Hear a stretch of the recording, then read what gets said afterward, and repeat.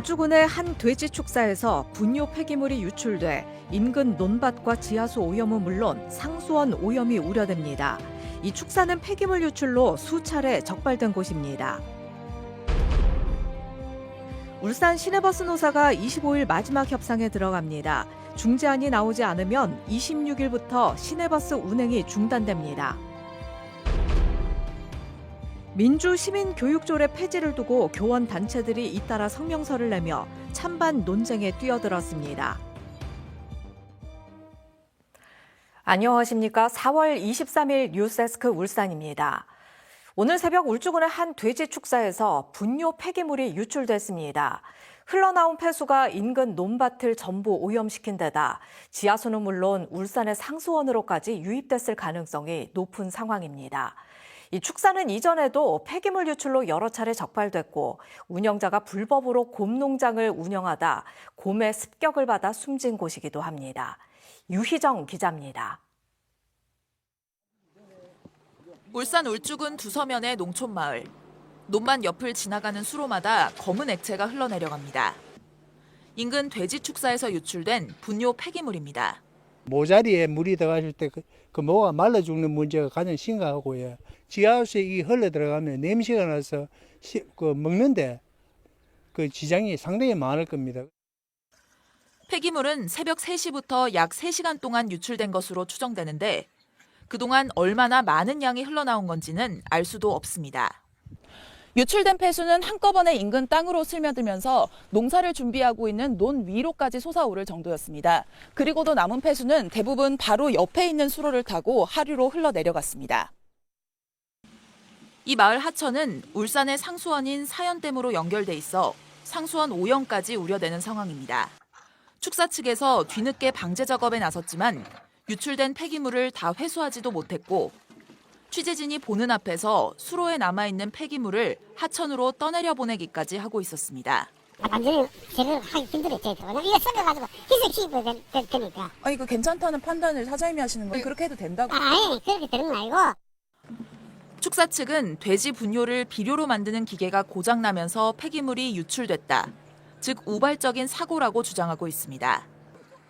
하지만 주민들은 이 축사에서 떠내려온 폐수 때문에 수십 차례 피해를 봤다며 고의로 흘려보낸 것이 아닌지 의심하고 있습니다.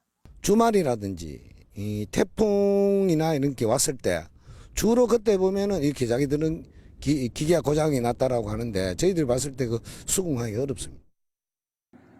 울주군은 이 축사가 여러 차례 폐기물 유출로 적발된 것은 사실이라며 이번 유출에 대해서도 경위를 조사한 뒤 검찰 고발 등 사법 처리에 나서겠다고 밝혔습니다. 이 축사는 불법으로 곰을 사육하다 지난해 12월 탈출한 곰의 습격을 받아 숨졌던 부부가 운영했던 곳으로 지금은 가족들이 축사를 물려받은 상태입니다. MBC 뉴스 유희정입니다. 울산시 버스 운송 사업조합 노사가 오는 25일 마지막 임단협 협상에 들어갑니다. 울산시 버스 운송 사업조합 노사는 연초부터 협상을 시작했으며 노조는 올해 임금 7.4% 인상, 퇴직금 적립률 현실화 등 14개 요구안을 제출한 상태입니다.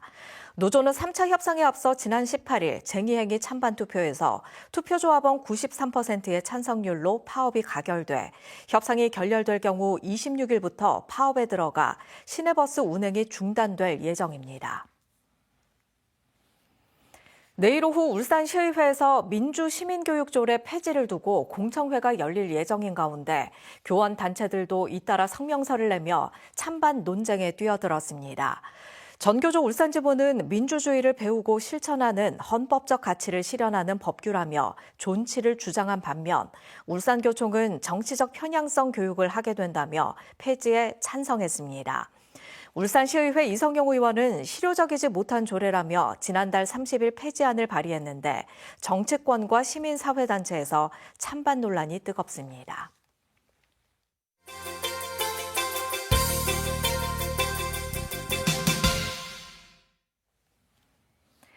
울산 MBC와 울산 시청자 미디어센터가 함께 만드는 우리 동네 시민 뉴스입니다.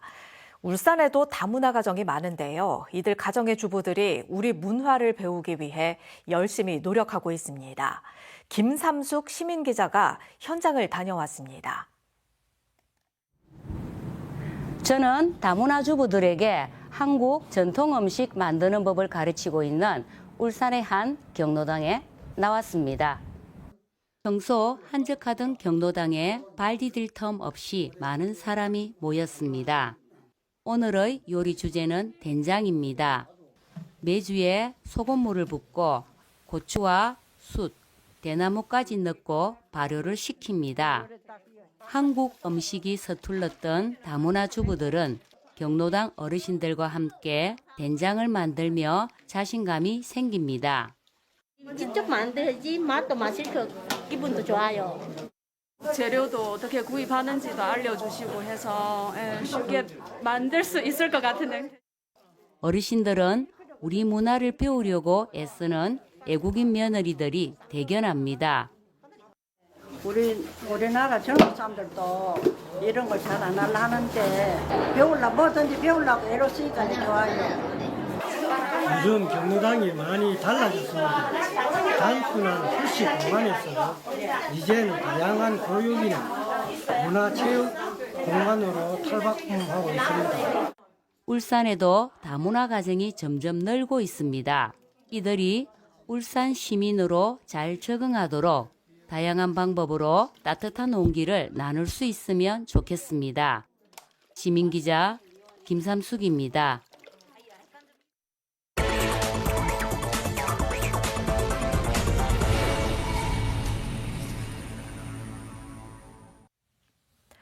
울산지법 형사 2단독은 헤어진 옛 연인의 집을 찾아가 괴롭힌 혐의로 재판에 넘겨진 A씨에게 징역 6개월의 집행유예 2년을 선고했습니다.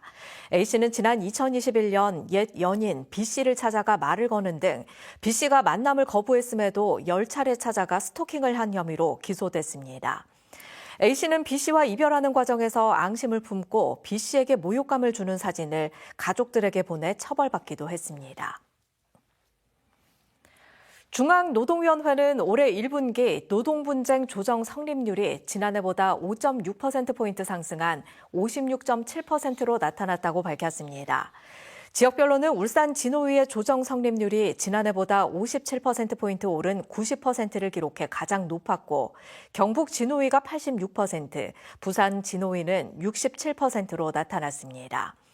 조정 성립은 노동위가 제시한 조정안을 노사가 모두 수락했음을 말합니다.